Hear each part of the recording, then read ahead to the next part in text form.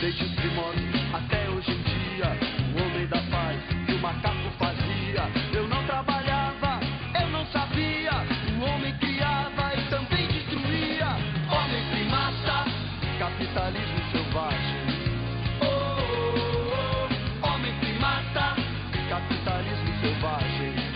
Oh, oh. E aí, tudo bem? Que tal? Hoje nós vamos dar o último assunto de evolução. O tema de hoje é tempo geológico, paleontologia e a evolução do homem. Vejam que é um tema onde nós vamos tentar entender de onde nós viemos e para onde nós estamos indo. Legal? Mas antes, eu vou te chamar um texto para ver se tu entendes um pouco sobre paleontologia. Você sabe o que faz um paleontólogo? O paleontólogo é o especialista no estudo dos restos ou evidências da existência dos organismos antigos que conhecemos como fósseis. Em geral, é um profissional persistente e curioso. É também muito paciente, uma vez que o trabalho com fósseis pode ser longo, cansativo e muitas vezes frustrante. Como você viu no texto, a paleontologia estuda então os restos de animais e vegetais e tenta montar então uma linha evolutiva da história daquele animal, daquele vegetal ou de outro ser vivo. Nós temos aqui dois exemplos. Isso aqui é um fóssil de um lagarto. Isso aqui então seria uma matéria, seria uma prova de que esse lagarto existiu em um dado tempo. O paleontólogo vai lá, analisa essa amostra aqui e tenta, por comparação com outras, montar a história desse lagarto. Então eu tenho um fóssil dessa forma, ou eu posso ter um fóssil diferente. Eu posso ter marcas, pegadas, onde eu posso analisar o comportamento daquele fóssil. Por exemplo, aqui são pegadas humanas, uma das maiores descobertas na paleontologia. Aqui provavelmente era um adulto com uma criança, e em algum momento, de repente, essa criança se espantou com um predador, não sei o quê, e ela se desgarrou, ou saiu brincando, enquanto que a família ia em linha reta. Ou seja, eu posso então tentar adivinhar o que estava acontecendo naquele momento, da história daquele indivíduo, daquela espécie. Vamos agora falar sobre tempo geológico. O tempo geológico vai tentar montar a história desde o ponto zero até hoje das espécies. O paleontólogo, então, se importa em descavar, buscar no solo as amostras e depois tentar montar, por comparação, a história do que ele está procurando, do que ele achou. No caso de um lagarto, por exemplo. O tempo geológico se divide em eras, períodos e épocas. Tudo bem? Vamos agora, então, tentar compreender quais são as eras, os períodos e as épocas e caracterizando cada uma delas. Vai ser interessante. Beleza? Nós temos, então, aí, para tu dar uma olhadinha mais detalhada, uma tabela onde mostra as eras, as principais eras geológicas, os seus períodos e as suas épocas. As épocas aparecem mais recentemente. Especificamente as épocas, elas relatam a história do homem. Então, quando o homem começa a aparecer, então os paleontólogos decidiram criar épocas, ou seja, detalhes do detalhe do detalhe, ou seja, em que momento que o homem está galgando cada parte do seu período dentro da sua era. Vou agora te ensinar a como analisar, olhar, observar essa tabela. Tudo bem? Olha que interessante. A primeira das eras no nosso estudo é a pré-cambriana. Reparem que a data das eras é medida em milhões. Então, eu tenho aqui 4 milhões de anos atrás. Há 4 milhões de anos atrás eu já tenho vestígios de vida. Então, como a nossa tabela nos importa, uma tabela para mostrar a origem das espécies, ou seja, os seres vivos, é uma tabela biológica, vamos dizer assim, eu preciso contar a partir do pré-cambriano, a partir de 4 milhões. Antes de 4 bilhões de anos atrás, o planeta estava se formando ainda. Lembra da hipótese do Big Bang? Então eu vou subindo agora. Ó. O Paleozoico, que está dividido em alguns períodos, e aqui as datas dos períodos. Cada período tem suas características. Por exemplo, no Carbonífero existiam muitas plantas do tipo Pteridófitas. Foi um período da Samambaia, vamos dizer assim. Isso foi interessante. Foi nesse período, por exemplo, que começou a se formar o carvão mineral que hoje nós utilizamos como combustível. O Devoniano e o Siluriano, um período importante na formação dos peixes. O Mesozoico, que seria um período dos mais famosos, advindo do Parque dos Dinossauros, né? Depois desse filme, esse período ficou muito famoso. O Parque dos Dinossauros relata o Jurássico, né? Tanto que é Jurassic Park. Então os dinossauros se formam aqui, tem um apogeu aqui e depois são extintos e ainda ninguém sabe explicar bem. Então vejam que numa era eu tenho 3 períodos e as datas mais ou menos, tá? E aí tem uma outra tabelinha. Subindo então, já chegando em períodos mais recentes, nós temos o Cenozoico, que tem um período chamado de terciário, e aqui as épocas começam a aparecer. Significa dizer que no terciário, ou na era cenozoica, já vão existir primatas, e o homem está quase aparecendo, como aparece aqui no Plioceno. Tudo bem? É um período muito importante para a nossa história de vida. E aí a história mais recente, a era mais atual, onde nós estamos, que é a Neozoica, nova era, o período quaternário, conta a nossa história até os dias de hoje. Então a gente começa lá no pré-cambriano e vem parar no Neozoico, com todos os seus períodos, com todas as suas épocas e todas as suas características. Vamos então aprofundar um pouquinho mais, tanto as eras quanto os períodos que são importantes. Tudo bem? E tu vai para o livro e aprofunda os períodos que eu não relatar aqui. Legal? O que aconteceu na era pré-cambriana? O pré-cambriano destaca-se como o momento onde a vida vai surgir. O planeta surge após uma grande explosão, o Big Bang, vai se organizar de acordo com as teorias físicas, e aí de um certo momento, entre 4 e 3,5 bilhões de anos, vão se organizar os coacervados, e esses coacervados vão evoluir até bactérias primitivas. Essas bactérias são chamadas de arqueobactérias. A arqueologia, lembra? Estuda o antigo. E depois vão surgir os protozoários, enfim. A vida começa a se organizar a nível de unicelular. Esses unicelulares agora vão começar a interagir entre si, e eis que começa a surgir vão começar a surgir os organismos pluricelulares. Beleza, então? Então, o pré-cambriano surge a vida de modo unicelular e pluricelular. Bem simples, bem rudimentar. A partir desse momento vai surgir uma nova era, os cientistas consideram uma nova era, que é o Paleozoico. O que acontece no Paleozoico de importante? Muito bem. Nesse período do Paleozoico, muitas plantas vão começar a se formar. Ou seja, plantas do grupo das briófitas, das pteridófitas e das gimnospermas. O professor Rogério, ele vai te explicar que a briófita é um musgo, que a pteridófita é uma samambaia e que a gimnosperma é um pinheiro. Isso em tempos atuais. Na época existiam muito mais espécies porque estavam surgindo, né? Estavam se proliferando. No grupo dos animais, no Paleozoico, vão surgir os peixes, os anfíbios e os répteis. Tu já estudaste isso, tu sabes o que é. Estudaste comigo, inclusive. Beleza? Então veja que do pré-cambriano, os seres unicelulares se organizam em pluricelulares, bem simples, e esses pluricelulares começam a evoluir em plantas e animais, claro, cada um no seu período, mas já caracterizando a era paleozoica. Eu destaco na era paleozoica 2 períodos importantes.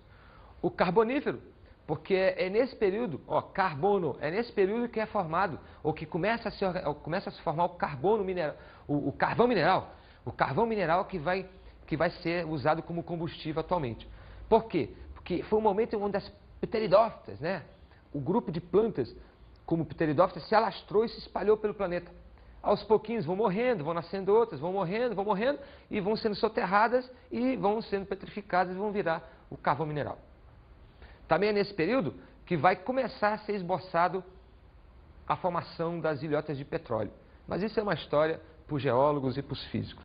Outro período importante do Paleozoico é o Devoniano, onde acontece o apogeu dos peixes. Eles surgiram em períodos anteriores e eles vão alcançar, ou seja, quando a gente fala apogeu, é que eles dominam o ambiente. Tem peixe em tudo que é lugar e beco do planeta.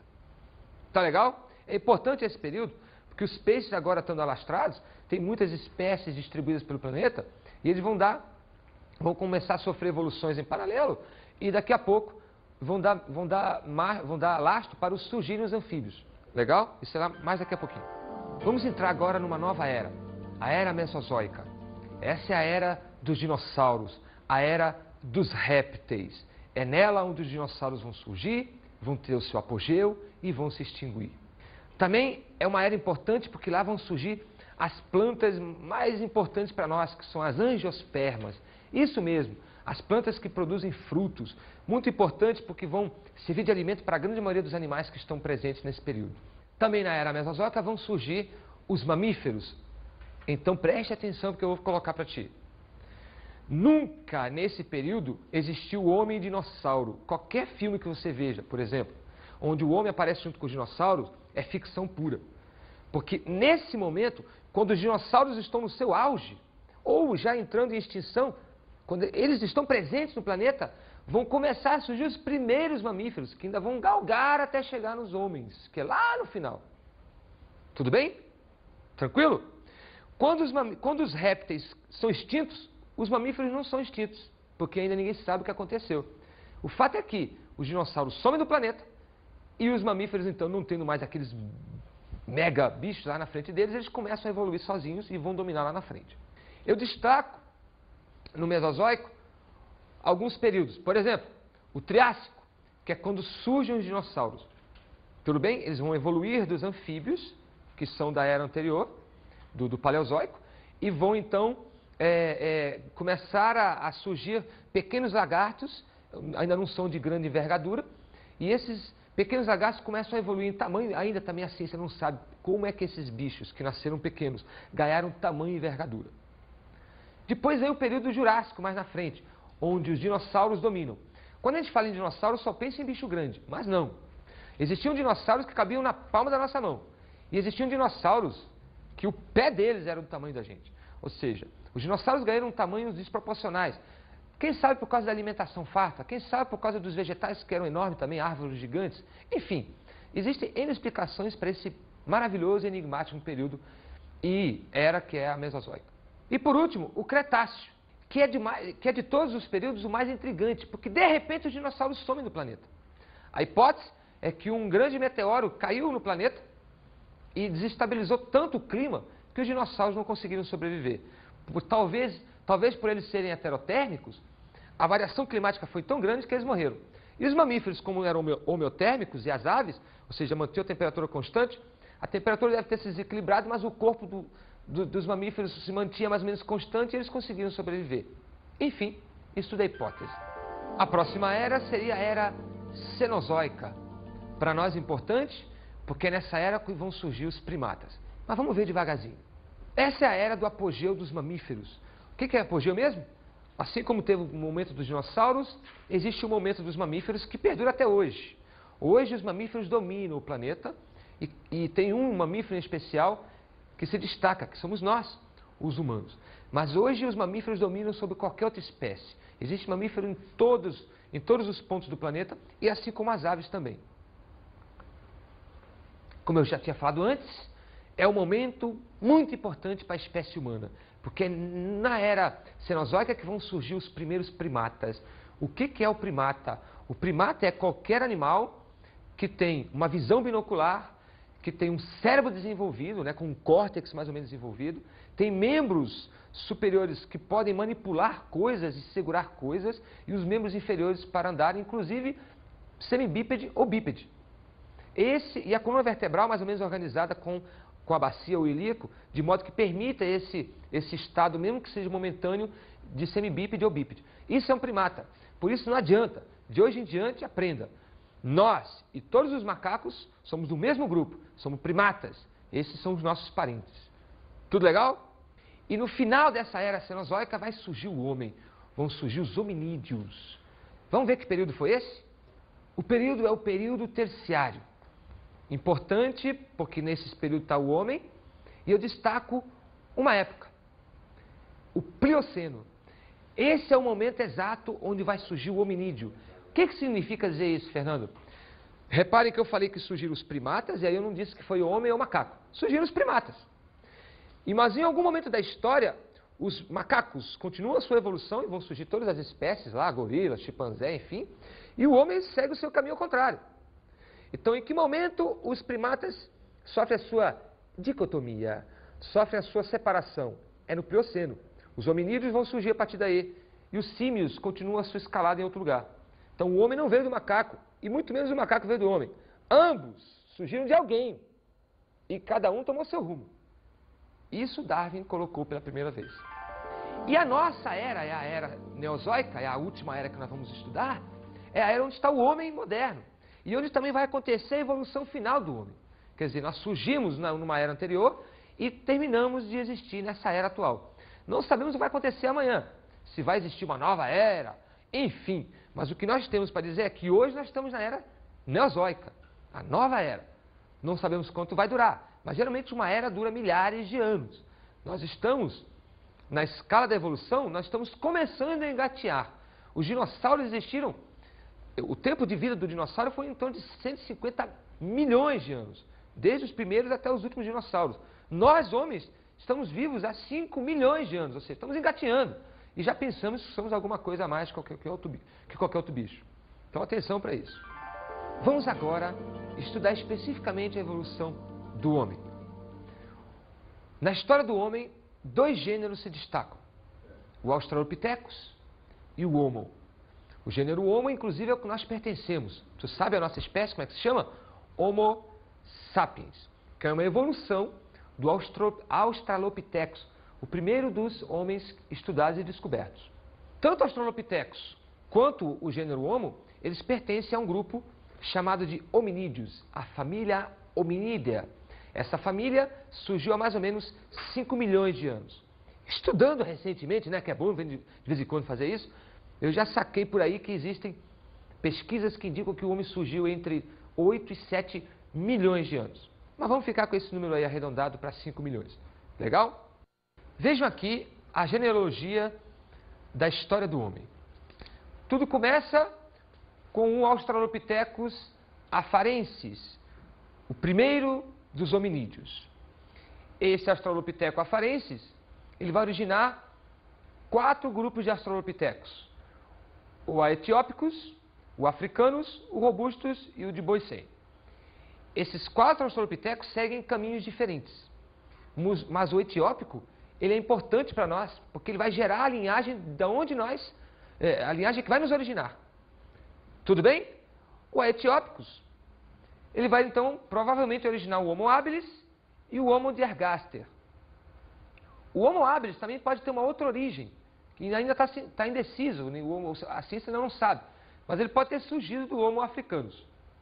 O habilis é importante porque ele vai iniciar a manipulação das coisas, daí o nome, homem com habilidade. Mas daqui a pouco a gente vai falar dele. E aí o ergaster vai originar o erectus, o sapiens e o sapiens sapiens. Há uma discussão se o sapiens de Neandertal é uma evolução que depois vai dar origem ao sapiens sapiens que somos nós.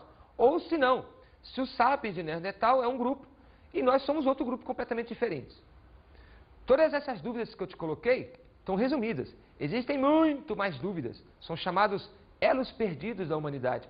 É difícil, tu precisa descobrir um osso novo ali, um fóssil novo, comparar com os que já existem e dizer, esse aqui veio antes, esse aqui veio depois. Como é que a gente sabe isso? É muito simples, é só fazer uma avaliação radiológica, com carbonos radioativos, fósforo radioativo, você consegue chegar e descobrir quem é mais velho e quem é mais novo. Beleza? Vamos comentar então um pouquinho sobre os principais hominídeos, aqueles que mais se destacam. O Australopithecus, o Homo habilis, o Homo de Neandertal e nós, o Homo sapiens sapiens. Vamos começar com o Australopithecus. O Australopithecus, carinhosamente, é chamado de Lucy, porque ele foi o primeiro a ser descoberto e, em homenagem àquela música dos Beatles, Lucy, foi chamado então, o pesquisador chamou esse Australopithecus afarensis de Lucy. E é esse que você está vendo aí na tela. Legal, né?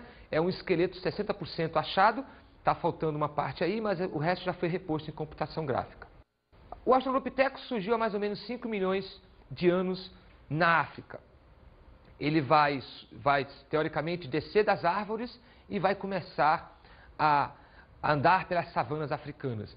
É interessante colocar um contexto.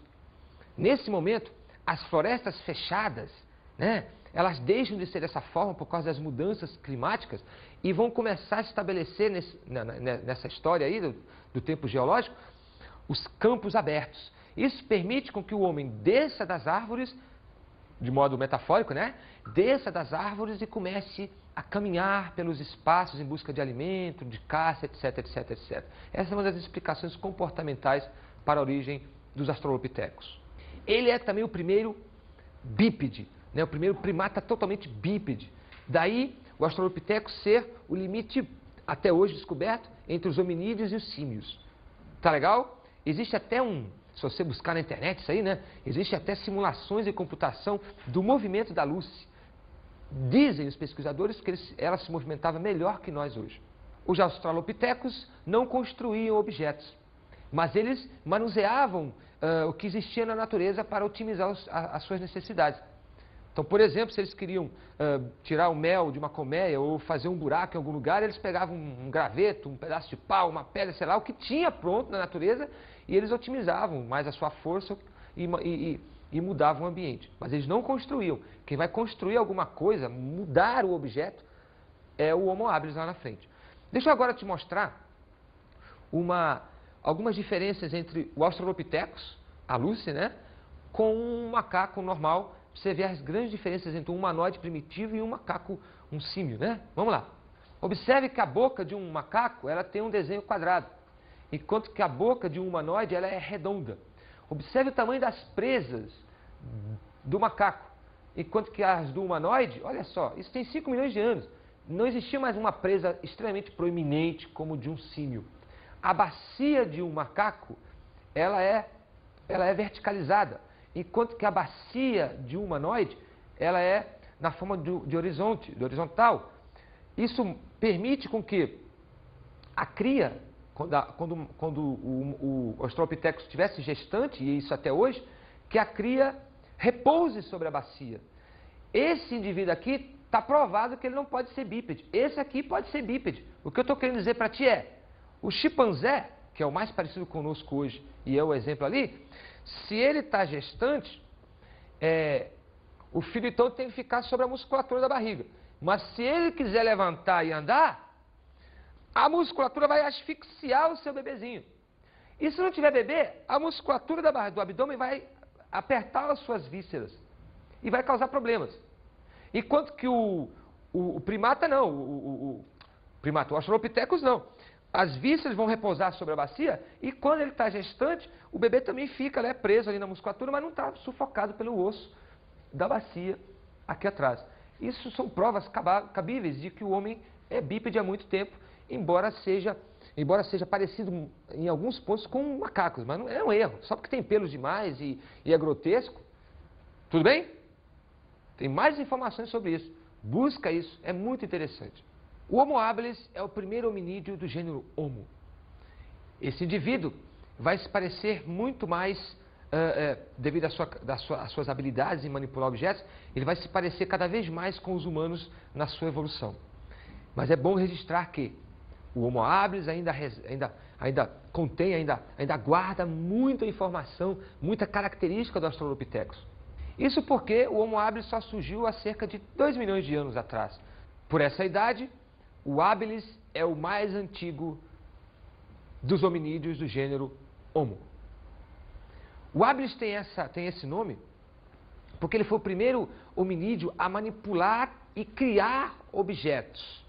Enquanto que o Australopithecus usava o que existia na natureza, o habilis, fazia uma ponta aqui, quebrava a pedra ali e inventava um nó e um graveto aqui, se bem que nó exigia um comportamento mais complexo, mas enfim, ele criava situações com o que tinha na natureza e otimizava as suas necessidades. Tudo bem? Então, destaque, ele criava objetos e os manipulava depois de criados. Daí Homo habilis. Devido às suas características comportamentais de ir e vir, pois o Homo habilis era um nômade nas savanas. Savanas é o tipo de vegetação, tipo de ambiente que existia onde o homem deve ter surgido, lá na África. Então, ele ia e via o tempo todo, porque ele não tinha cultura de plantar, nem de criar nada. O Homo habilis era um caçador e um catador ao mesmo tempo. Catava as coisas, ou seja, vegetais, sementes, enfim, e caçava. Como ele manipulava objetos, ele mais ou menos que desenhava armas, mas não eram as armas ainda aprimoradas, mas ele mais ou menos que desenhava alguma coisa para matar as suas presas.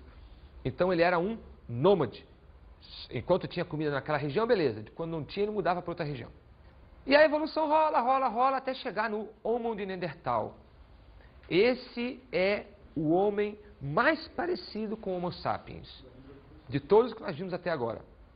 O Homo de Neandertal, ele é também chamado de homem das cavernas. Esse indivíduo habitou a Europa. Reparem que nós estávamos estudando hominídeos na África e agora eu estou estudando um hominídeo na Europa. Uma das maiores descobertas. Porque aí você agora tem a seguinte situação armada. O homem é descoberto na África, ele está se alastrando pela África, isso é uma hipótese, e ele vai chegar na Europa. E na Europa, ele vai chegar nesse estágio bem mais avançado, a tal ponto de ter um comportamento social bastante complexo. O Homo de Neandertal manipulava tantos objetos que ele inclusive construía, né, roupas de pele, enfim. Tudo bem? Estava começando a se desenhar a cultura humana. E aí vem a pergunta, o Homo de Neandertal, ele era uma espécie que depois originou o Homo sapiens? Ou ele era uma espécie que surgiu em paralelo com o Homo sapiens? Duas hipóteses, duas explicações. Se o Homo de Neandertal pertence à mesma linhagem do Homo sapiens, então o Homo de Neandertal deve se chamar assim, ó, Homo sapiens neanderthalensis. E tem o Homo sapiens sapiens. Porém, essa hipótese está caindo por água abaixo e uma outra está surgindo. Provavelmente o Homo sapiens e o Homo neandertal existiram no mesmo tempo. Mas aí, ó, guerra. O Homo sapiens e o Homo neandertal tinham muita inteligência. Porém, o Homo de Neandertal não tinha uma boa comunicação, então não tinha como registrar as coisas. E não tinha como avisar, está tendo invasão e tal, com tanta eficiência como o Homo sapiens. Então, o Homo sapiens tinha a comunicação a seu favor. A hipótese é que o Homo sapiens aniquilou a população de Homo de Neandertal e o Neandertal se extinguiu e só existe hoje o Homo sapiens sapiens. O Homo sapiens, também chamado de homem de Cro-Magnon, é o homem no qual nós estamos inseridos. Eu sou o Homo sapiens, da subespécie sapiens. Homo sapiens sapiens. Esse indivíduo surgiu há mais ou menos 30 mil anos atrás. Ele é também chamado de homem moderno. Se você pudesse voltar no tempo e pegar o homem de 30 mil anos atrás e hoje botasse uma roupa e fizesse a barbinha dele, ele estaria aqui dando aula. Tudo bem? Ou estaria atrás das câmeras manipulando tudo. Ou seja, é idêntico. Rosto, ou seja, estrutura óssea, pele, enfim. Tá tranquilo? Merece destaque que o Homo sapiens, já contei para ti há pouco uma história, ele vai desenvolver fantasticamente uma linguagem articulada. Isso é um momento importante na história do homem. Quando o homem desenvolve a linguagem articulada, ele está falando com códigos, ele vai conseguir então registrar essas informações de alguma forma e passar essas informações para as suas gerações. Eu posso dizer para ti que nesse momento a cultura está de qualquer forma estabelecida na humanidade. E nesse momento a humanidade toma rumo sem nunca visto em outra espécie. Como já te coloquei, fazia instrumentos, mas mais importante do que fazer instrumentos é que ele criou as primeiras obras artísticas, né? Que você estuda como professor de história, como arte rupestre. Aqueles desenhos na caverna que tem aqueles como é que fala? Aqueles boizinhos, né? Aqueles animais da época que são desenhados, de vez em quando algum paleontólogo ou um arqueólogo chega lá e encontra, tem um desenho aqui. Enfim, o homem vivia na caverna, fazia seus desenhos. Na verdade, esses desenhos não deixavam de ser a primeira escrita, pelo amor de Deus, olha o que eu estou colocando, tá? A primeira forma impressa da informação falada, né? da comunicação entre os humanos daquela época. Tudo bem? Tranquilo? Era isso que nós tínhamos para falar para você sobre evolução. Nós começamos um dia lá com o darwinismo, a história, e terminamos hoje com o homem em tempos modernos.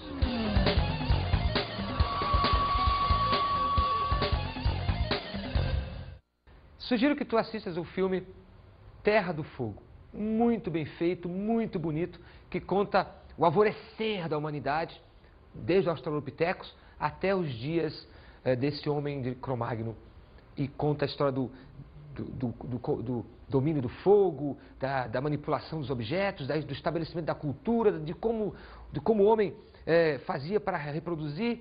É fantástico. Não é um documentário, é um filme. Bom estudo e até mais!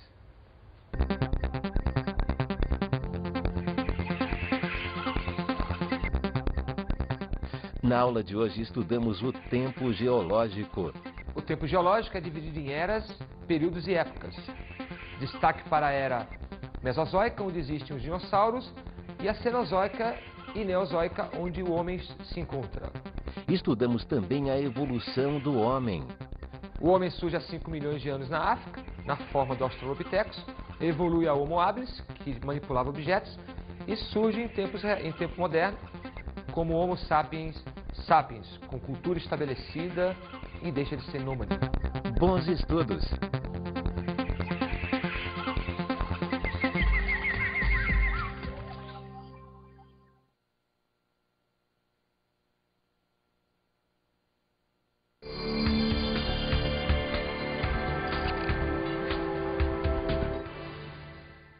Sugiro que assistas ao filme Terra do Fogo e cries algum questionamento sobre isso e leves para a sala de aula, e já sugeriu primeiro que os alunos também assistissem esse filme, e em sala de aula promova um debate, ou uma mesa redonda, quem sabe, ou até uma arte cênica, né? Cria um teatrinho da escalada do homem, né? Muito interessante. É um assunto polêmico e que deve ser feito não só em aula explanada, mas contextualizada, interativa. Bom trabalho e até a próxima.